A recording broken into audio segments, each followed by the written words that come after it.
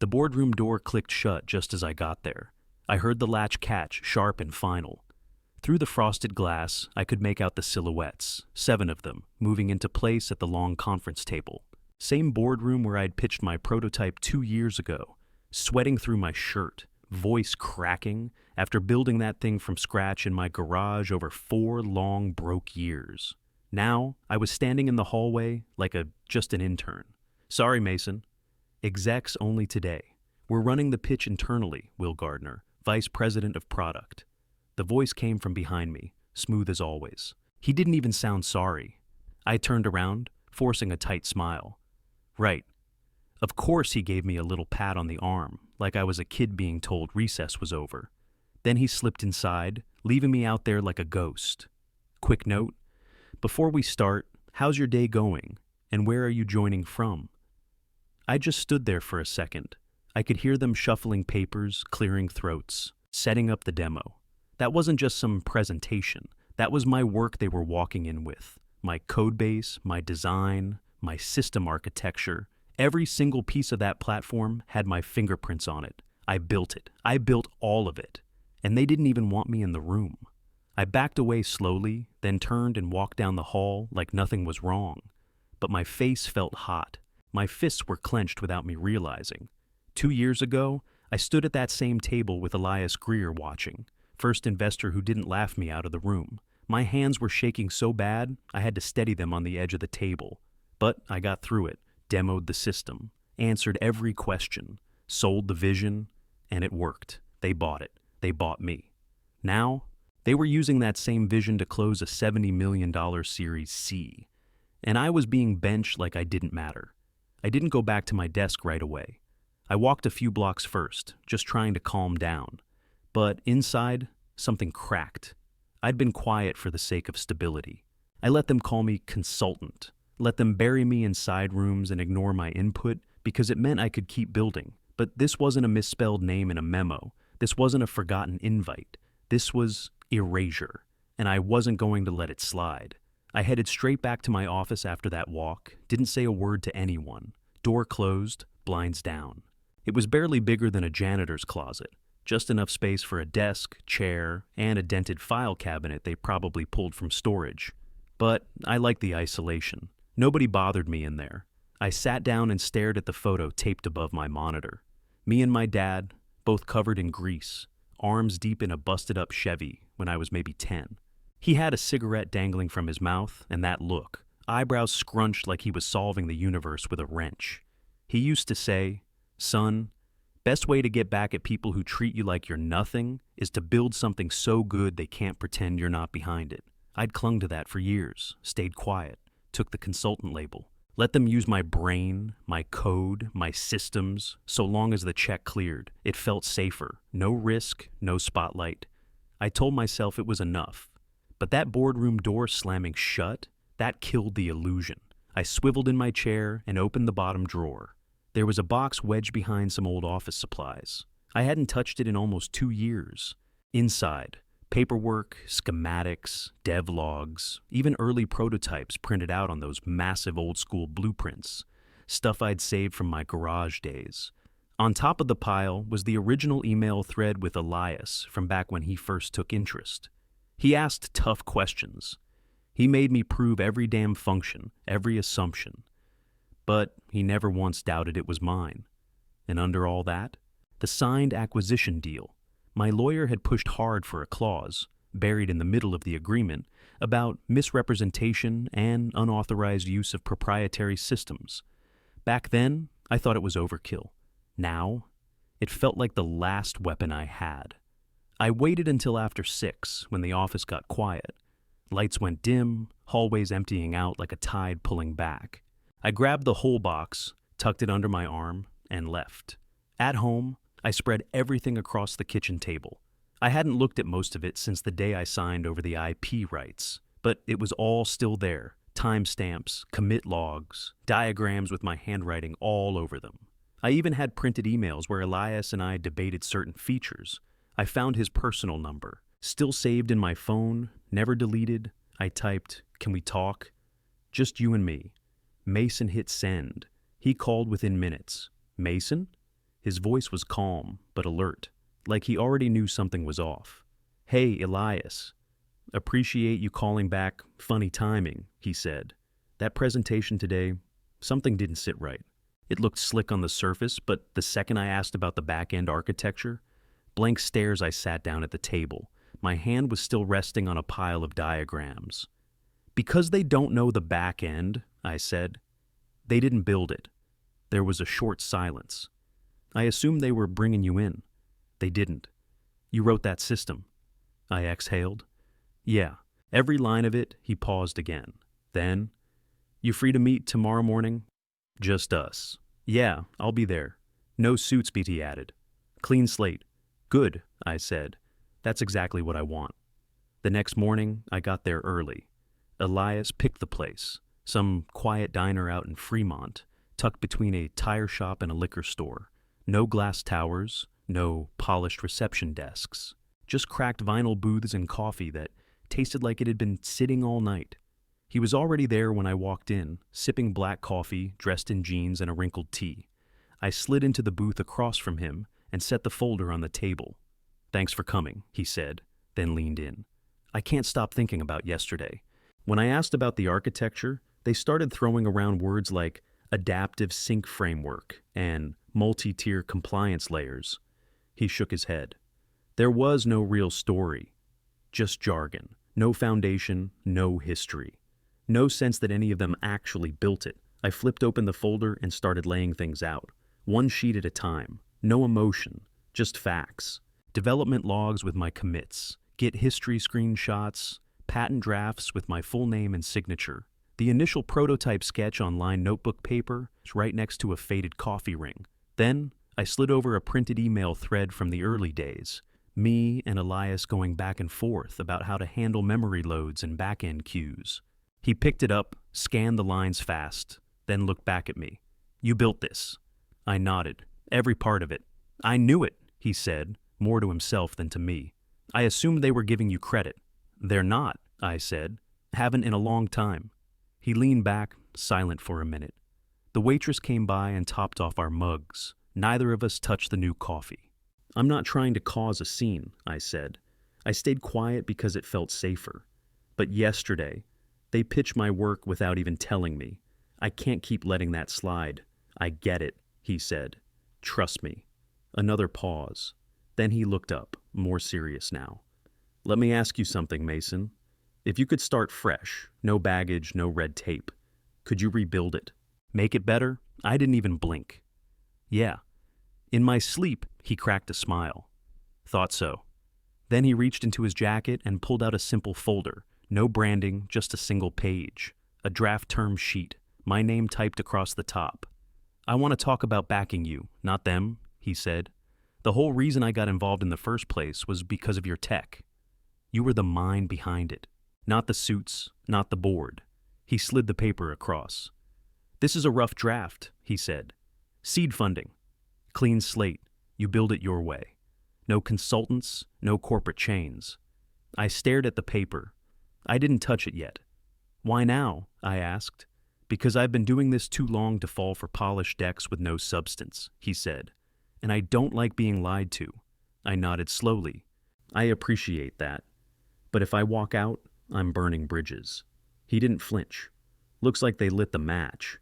All you're doing is not choking on the smoke." I looked him dead in the eye. "You sure about this?" "Dead sure," he said. "We meet tomorrow, my office, just you and me. We go through the numbers, the structure. You walk in with your name on the door." He stood up and dropped some cash on the table. "No suits, no fake titles. You in?" I stood up too, grabbed the folder, and shook his hand. "I'm in." I got to the office before anyone else, even the cleaning crew. Lights were still off. I didn't sit down. I went straight to the printer and started feeding it everything. Emails, commit logs, diagrams, milestone charts, internal roadmaps. Every single document where they'd scrub my name clean, like I never existed. By the time people started rolling in, I had a stack thick enough to snap a rubber band. At 10 a.m., sharp, Will Gardner strolled in like a man who'd just won the lottery, grinning like a game show host. "Client loved it," he said. leaning in my doorway like we were still buddies. "We're moving to phase 2. I kept my face straight. "That's great. Hope the technical Q and A went smooth." He gave a small shrug, the kind you make when you're pretending it wasn't a complete disaster. "Yeah, well, some of the deeper stuff caught us off guard. Nothing we can't spin, though." I nodded. "Of course. You guys are great at spin." He laughed like I was joking. Then he walked off, humming something under his breath. He had no idea that Elias and I had already met that morning. No idea I'd walked into a quiet office in Palo Alto and signed a term sheet with my name at the top. $20 million in seed funding, full control, no board, no middlemen. At noon, the email hit. It came from Elias's legal team, clean, formal, and cold as ice.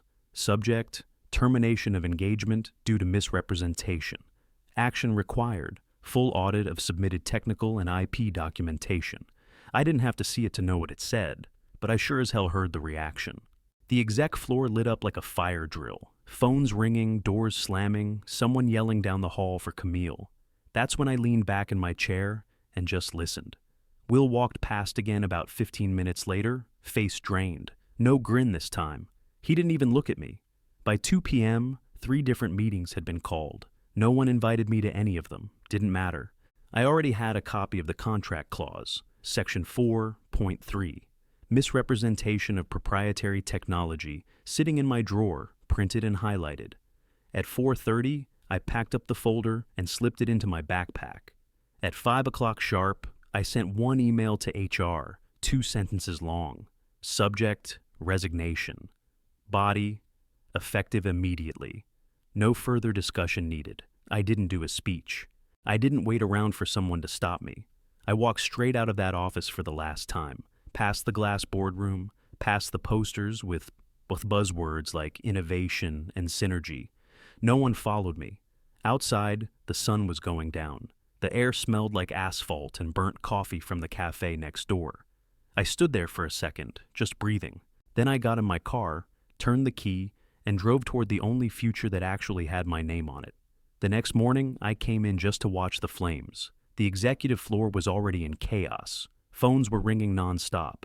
People running in and out of rooms like someone had pulled the fire alarm.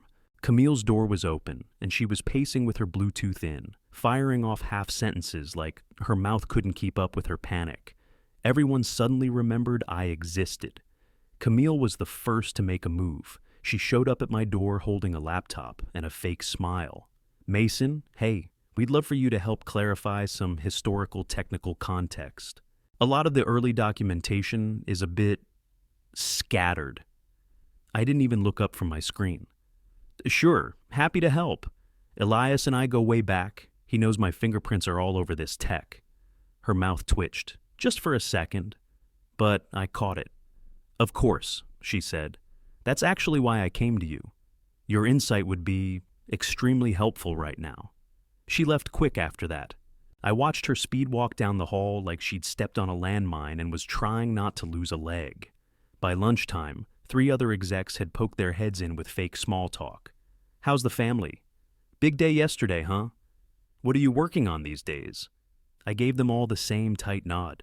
"Just wrapping up." They were circling like sharks in a kiddie pool, hoping I'd hand them a life raft, but they were already sinking. At 2:45, I saw Will in the break room. He was standing by the coffee machine staring into his mug like it held the answers to the universe. I didn't speak. He didn't either. He just gave me a slow, hollow nod and walked out with his coffee untouched. At 5 p.m., on the dot, Elias dropped the hammer. Formal legal notice hit everyone's inbox. Subject: immediate withdrawal of funding proposal. Cited misrepresentation, requested full development history, and demanded confirmation of technical authorship before any future conversations. By 5:07, half the exec floor looked like they were on the verge of throwing up. Camille came by again. This time, no laptop, no smile. "Mason, we really need... Everything you need is already in the audit clause," I said. "You're welcome to dig." She blinked twice, then turned and walked off without another word. That night, I stayed after hours. Not because I had to, but because I wanted to leave on my own terms. By Friday, the whole thing was cracking apart. I didn't even have to dig for updates. They came to me. People I barely spoke to before were suddenly pinging me like we were old friends. "You seeing this?" Total meltdown upstairs. "Your timing was surgical." I didn't reply. I just watched it unfold. Within 3 days, 7 execs were gone, Will included. Resignations rolled out like a chain reaction. No press statements, no LinkedIn posts. Just quiet exits and locked offices. A buddy from accounting, Trent, the kind of guy who always knew everything 2 hours before everyone else, called me from his car during lunch break. "Will tried throwing Camille under the bus," he said. "Claimed she was in charge of documentation and due diligence." I laughed. "Of course he did." Camille flipped it right back. Said Fletcher signed off on the investor decks, and Fletcher claimed he was just a project guy. Didn't touch the architecture. Word for word. I could picture it. Everyone scrambling, pointing fingers, trying to untangle themselves from a web they spun together. Too late. Elias's audit team didn't waste time. They came in like a wrecking crew, lawyers, engineers, and 2 technical analysts who didn't smile once. Within 48 hours, they verified everything I'd told Elias at that diner. Every milestone, mine. Every commit, mine. Every early patent draft, my name, my IP, my systems. The board had no choice. They issued a final directive: resign or face a full-blown investigation into IP fraud. No one fought it. They just walked, some in tears, some in silence. Camille didn't even clean out her desk, just left a half-full coffee mug and her badge on top of a stack of files. I didn't gloat. I didn't reach out. I didn't post anything. I didn't need to. They collapsed under the weight of their own lies. Built careers on top of my work, strutted around in meetings, repeating my language like they invented it, and thought no one would ever ask for receipts. They bet on me staying silent forever. They lost. One of the interns I mentored, Kelsey, smart as hell, texted me that the Monday after the last exec walked. "It's weird without you here. Place feels like it's bleeding," I texted back one line. "Let it." Because that building was never stable to begin with. All I did was stop holding it up. 6 weeks later, Titan Core was live. I signed the paperwork in a small, bare office with peeling paint and a busted AC unit. Nothing flashy, just a startup the way it's supposed to be. Gritty, focused, real, 5 engineers, all hand-picked. No middlemen, no inflated titles, just builders. People who wanted to make something that actually mattered. First client meeting? I led it. No one talked over me. No one interrupted to reframe my answers. I explained the architecture, the rollout, the long-term roadmap. And when I finished, the room stayed silent. Not because they were confused, but because they got it. Every word, every line of logic. It was mine again. Elias stayed close. He brought in more leads, opened doors that used to be bolted shut. The man didn't hover. He just cleared the path and let me drive. A month in, he called me about a $200 million contract with an aerospace firm in Houston, government adjacent, high stakes. He said they were interested, but they wanted one thing before they'd even consider a deal. They asked to meet with the original architect, he told me. You. I didn't even hesitate. Set it up. We met in a glass tower downtown, 25th floor, sun pouring in like someone turned the brightness up too high. They brought 6 people in suits. We brought 3 laptops and the actual code base. They asked their questions, deep, technical, layered. I answered every single one, no jargon, no spin, just the truth. We signed the deal right there. Same city I used to sit in my car outside my old job, talking myself into walking through the front door. Back when I was still psyching myself up to be ignored. This time, I walked in through the lobby like I owned the place. Because, in a way, I did. Elias shook my hand after and said, "They wanted flash. You gave them substance. That's why they signed." I just nodded. I didn't need a speech. I had a signature on a contract that proved what I already knew. I was never the side piece to anyone else's vision. A few weeks later, I got a LinkedIn notification. The company that shut me out sold. Fire sale deal. Half the projected value. Word was, the board bailed after the audit. Clients fled. The press caught wind of the IP mess and ran with it. Stockholders panicked. I scrolled through the feed, watching the dominoes fall. Will landed at some mid-tier software outfit in Raleigh. Camille took a strategic advisor gig with a B2B consultancy I'd never heard of. Fletcher was posting vague thought leadership quotes like he hadn't just walked off a cliff 6 months earlier, still talking big, still doing nothing. Meanwhile, we were hiring. Titan Core grew fast, faster than I expected. By the end of the second quarter, we had 5 contracts locked and another 3 in review. Every person on the team knew exactly what they were building and why. No layers of fluff, no false fronts. One of our junior devs, Kyle, came up to me after a team huddle and said, "Hey man, this place feels different. Like, ideas actually matter." Here I was in the new office, glass walls, city view, feet up on the desk, going over our expansion plans for the fourth quarter. 3 new hires, 2 new contracts, and a second office opening in Austin when the notification popped up. Will Gardner wants to connect. Attached was a message. "Mason, I've learned a lot. I'd like to reconnect, maybe collaborate on something new." I stared at it for a long minute. The same guy who shut the door in my face. The guy who stood between me and my own creation like I was some outsider begging for scraps. Now he wanted to collaborate. I clicked ignore and got back to work. Success doesn't mean standing on someone else's neck. It means not needing to remember their name. Titan Core wasn't just surviving. We were thriving. 50 people strong now.